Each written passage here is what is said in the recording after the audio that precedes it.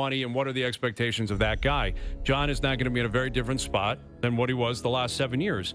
But, in 2 or 3 years, maybe he is a $4.3 million player. Maybe he's a $3 million player.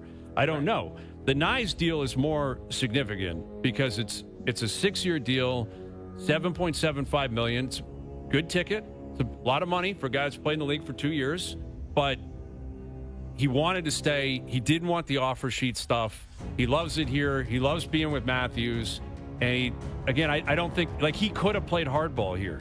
He could have played a tougher hand of poker than he did, from my perception. Man. And I appreciate that greatly because I think it was long overdue. And I credit Brad Treliving first and foremost for saying we want to be treated like the 31 other teams. There's no Toronto, boost because we're the Leafs and it's so crazy here and all that kind of stuff. And this is just 2 more examples, and I know I'm droning on here, 2 more examples of stuffing the players don't want to play here garbage in the locker, which is where it deserves to be, right? Because you're hearing that now with Mark. Well, players don't want to be here.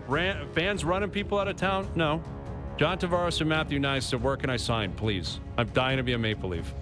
That's the reality. There are some players that love it, some players that don't, but there's no, this is too crazy, your fans are too crazy, or the pressure's too much, I can't be here. That's completely bogus. I got a ton of respect for Matthew Nyes. We talked about it near the end of the season, or the idea, people were tossing out the ideas of the offer sheets. Who the hell doesn't want to play in a great hockey city, play with Austin Matthews, and be the first-line left winger? And it's not like he's making chump change. How long is the deal? That's a big number. 6 years? 6 at 7.7, right? Yeah, 7.75. Yeah. Yeah, like 6 at 7.75. Last time I checked, you're set for life after that. And then you could go with the King Daddy Topper after that one's over. Life's going to be great for you. And he could have said, let's just get some offer sheet on some team in some area. I don't care less what it would have been, and I'm just going to move to take the cash. How happy would you actually be?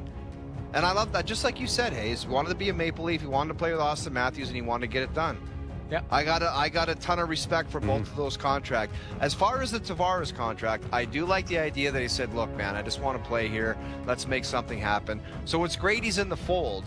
But I just have to ask this, I hope this is the last time that I have to discuss the John Tavares. It's great he's in the fold, but I want to know, in a Game 5, Game 4, 5, 6, and 7, how are you going to win a playoff series with him on your roster? That's what I want to know. How is he going to be a main contributing positive factor? Well, it's great you got him at a number you wanted, but that's my next question. How are you going to win with him on your team? Well, I think there is a different mix a little bit, and it depends on where he factors in. He's still going to be one of the main guys, center. Jamie. It's not like he's going to be getting spot duty. Well, that's I guess the $1 million question is, if the team looks a little different next year, because it's not going to look amazingly different, but you are going to have to allocate Mitch Marner's money to upgrading, or at least they got money that they're kind of going to weaponize here, right? They got flexibility for the first time in a long time. And the team is going to look different or feel a little bit different without Mitch Marner there. But it comes back to the comment that Hayes said at the start of the show. A lot of teams are keeping the players that they have and saying, you know what, maybe Florida was the outlier. Maybe Florida's just, hey, we don't run into Florida and we're a pretty damn good team. That's kind of what you're seeing the message throughout the league is everyone's dying to keep their own players because either that is crazy. Honest to God. Yeah, that's what it sounds like. Like Winnipeg's trying to keep Ehlers, and I don't know about Vancouver and Besser, but we know, Florida's trying to keep Marchand. Well, it sounds like Demko's signing an extension. Demko's signing an extension there, but here's the thing about that question, and you're not wrong, but I think it has to apply to the other guys as well. Doesn't that have to? You got to ask Austin Matthews first. Yeah. Forget John Tavares. Austin hasn't won anything. He hasn't. I guess, Brian, you could start with that question right there. Austin Matthews, you're going to be our captain, the man leading the charge, the man making $13 million. How are we going to win with you being our lead guy? That's where it starts, the pecking order. John has to answer as well, and Nylander and Morgan Riley and all these guys. Yeah, very fair. It doesn't start with John. And I think, again, with the contract being what it is, he's still an important piece, and he's got to outperform the number. That's the equation that's necessary in a hard cap system.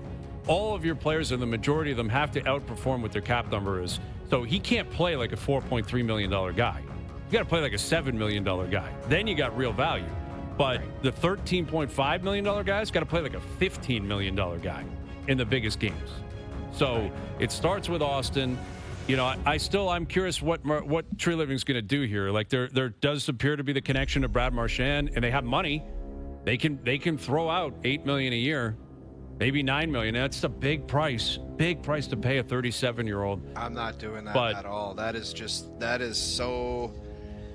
so desperate to want that and need. It's almost pathetic to need that in your locker room so bad. After all they've done over the years. Oh, we got to get Marlowe, we got to get Thornton, we got to get this guy, we got to get that guy. That intangible should already be in there with the money that's been allocated to the players in the past. To 37-year-old, 4 years times $8 or $9 million, I think that would be insane, man. Well, even if I love Brad Marchand, I agree. But the one thing too is, they don't have to build their team tomorrow. They've got they've got lots of time to do this. Absolutely. So it might be you hold on and you wait 10 games. You wait 20 games to see if you can keep flexibility, to see if there's a team that thought they were good and then realized they weren't. And then you go, okay, we'll take your $8 or $9 million player off of your hands. And like this is the one thing that these managers, there is going to be some overspending and some craziness that happens tomorrow. We obviously want that. We're going to be sitting there for 7 hours. But you can also go, we got a really good team here, and we might have some flexibility when a team decides to move away from player X, player Y. Yeah. Or maybe a team goes nuts tomorrow in free agency and goes, I got to dump a player. I need to dump a $7 million player overboard to make the numbers work by the start of the season. Then you put your hand up and go, we'll take that player. Yeah, I think that's important to point out. Like having flexibility is a good thing. You don't just have to spend to the cap tomorrow. And the inconsistencies with the Marchand comment or conversation about his contract, it's conflicting because I'd love to see him here. I mean, like, first and foremost, I think you would say the same thing. Noodles, everybody. Yeah. Who would not want him in Toronto? Like the idea of that player, that personality, what he's represented, what he just played like. He's punted the Leafs 5 times in the playoff series. Like the idea of Marner out, Marchand in is the ultimate like Leaf fan distraction, right? Like where Marner, for 10 years, I always felt very uncomfortable with the media, always felt just very uncomfortable, like just expressing himself and talking. I'm not taking shots I didn't take during his tenure. Said that forever. I'm not talking about his on-ice play. I'm just saying how he dealt with stuff, how he talked, how he spoke, how he handled things. Marchand will come in here, put his feet up, and just be like, let's go. I hope the Leafs allow him to, right? They better know what they're getting. They better not put a muzzle on him or tell people you can't talk to him or whatever. Let him be himself, and I think that immediately would be the biggest change.